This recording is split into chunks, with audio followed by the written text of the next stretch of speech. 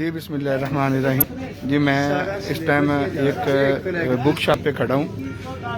میں آیا کسی اور کام پہ تھا تو یہ مجھے کچھ دوست جو ہے نا اس چیز کو ڈسکس کر رہے تھے تو میں نے کہا کہ میں اپنے دوستوں کے ساتھ ہائی لائٹ کروں.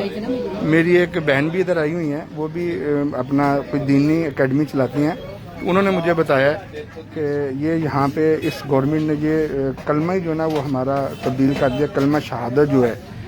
تو میں اس ٹائم ایک بک شاپ پہ کھڑا ہوں, ٹھیک ہے, اور میں اپنے تمام دوستوں کو, اپنے جاننے والوں کو اور جو ہمارے مسلمان بھائی ہیں ان کو بتانا چاہتا ہوں کہ یہ کیا تبدیلی کی ہے. جی بہن آپ بتائیں گے یہ کیا تبدیلی کی ہے ان لوگوں نے؟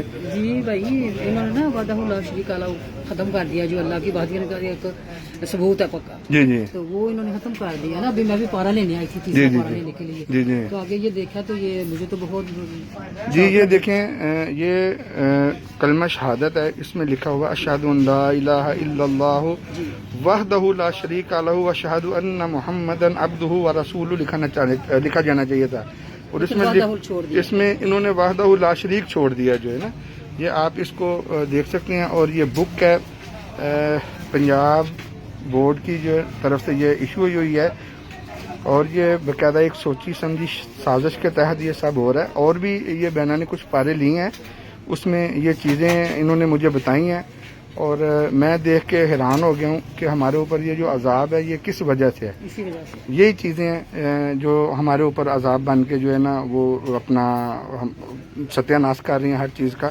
اللہ کی ذات سے دعا ہے کہ اللہ کی ذات ہم سب کو ہدایت دے اور اس چیز کو جتنا ہو سکے شیئر کر دیں.